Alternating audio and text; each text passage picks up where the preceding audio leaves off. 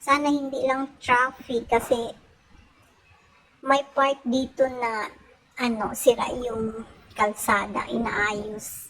Hello guys, good morning. Nandito tayo ngayon sa labas. Nandito tayo sa Tinga Animal Clinic. Ayan, kalalabas lang din natin. Bumili tayo ng dog food ni Lucky Kong, ni Lucky Loves. So ayan, super init ngayon dito sa Davao.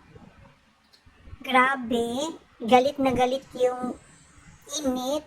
So, waiting tayo guys ng taxi na masasakyan. Sana meron kasi ang grabe ang init. So, ayan, nakasakay na tayo guys. May taxi din na dumaan. So, ayan, pauwi na tayo. Sana hindi lang traffic kasi may part dito na sira yung kalsada, inaayos. So, uwi na tayo. Happy na naman ang Lablab. Bumili na ako guys ng dog food kasi December na. Baka maubusan ng stocks. Tapos, ayan, problema na naman.